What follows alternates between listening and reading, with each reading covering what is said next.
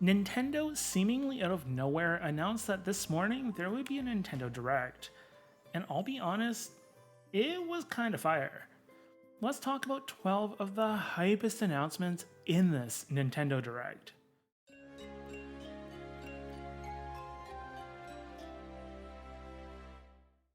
With the Switch 2 Direct next week, the last thing I would expect is a Direct for the original Switch.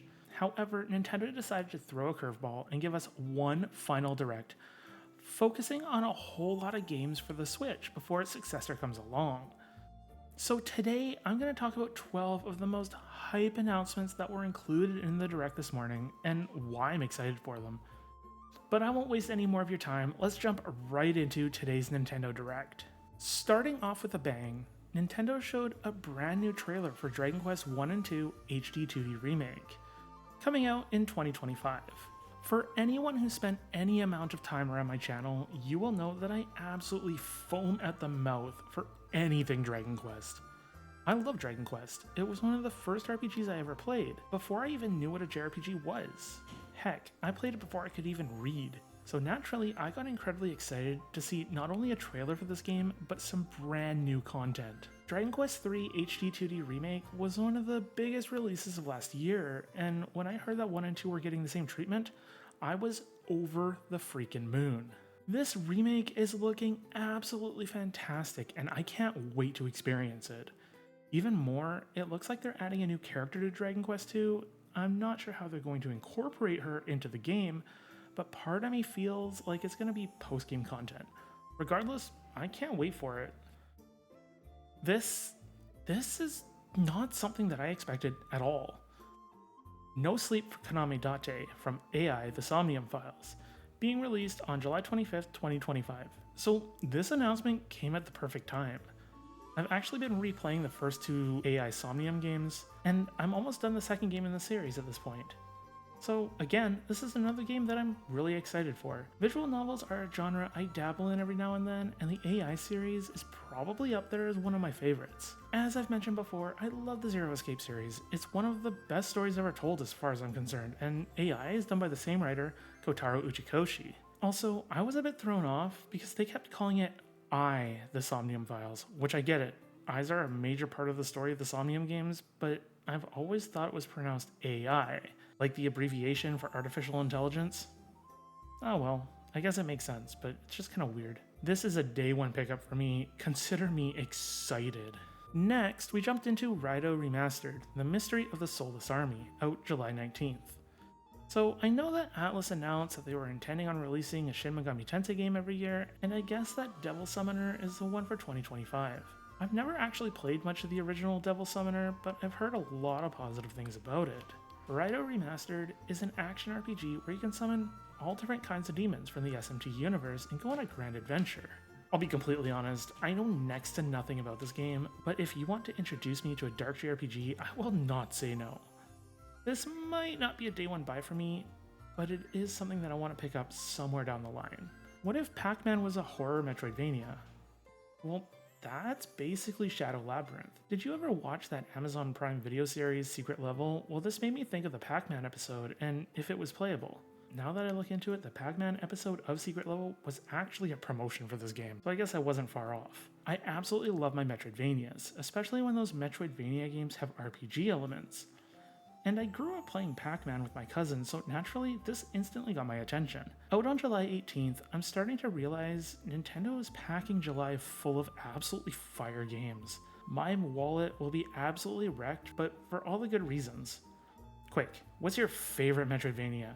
Speaking of Metroid, we finally got some gameplay and news for a game that I've had pre-ordered for what seems like almost a decade. That's right, we got Metroid Prime 4 Beyond gameplay and news. For a game that I thought was vaporware, I'm so glad that Metroid Prime 4 Beyond is actually a thing. Yeah, I'm aware that this isn't a JRPG, but I just had to talk about it. My first thought was, how does a game on the Switch look so freaking beautiful? Metroid Prime 4 looks absolutely amazing. Now, I did notice a few frame drops in the trailer, but it still looks crisp and gorgeous. I'm also fairly certain that this is going to either get a frame rate or resolution boost on the Switch 2, if not a dual launch. Even beyond that, see what I did there? Beyond? jokes. I would love to get something like mouse and keyboard style controls on the Switch too, since the Joy-Cons apparently have that feature. Samus is getting these new psychic powers where you can control where your beam shots go in real time or use telekinesis to solve puzzles, and that just seems really awesome, to be honest. No release date outside of 2025, but I can't wait to see more of this game. It's among my most anticipated releases of the year so far. Next, there was a platformer called Eternal Life of Goldman out in 2025. This seems like one of those artistic platformers. Not much seems to be known about it, but I wanted to mention it because of how gorgeous it looks. I might pick it up on sale myself. I'll definitely keep my eye on it, but anyways, let's just move on past this. This is something else I wanted to mention solely due to nostalgia. I played a lot of Gradius growing up. Was I awful at it? Yes. And I don't think I ever saw anything past the second stage of any of the games, but it was still a blast. The Gradius Collection features several different games in the Gradius and Salamander series, and even features a brand new entry in the Salamander series, Salamander 3. I'll probably end up picking this up as my time waster game out on August 27th. Who knows, maybe I'll actually finish a Gradius game for once in my life. Okay, I'm not gonna lie, I did not expect this to launch on the standard Switch. I was expecting it to be delayed to the Switch too. Pokemon Legends Z-A is scheduled for release in late 2025. So I'm just gonna come out and say it, I'm really concerned about this game. Pokemon as of late has really struggled when it comes to presentation and performance.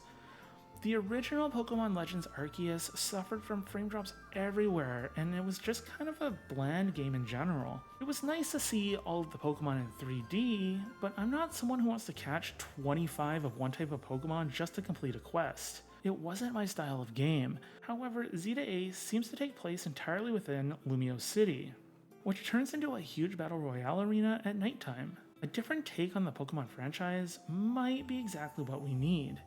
I'll keep this on my radar because I'm honestly curious to how it's going to turn out.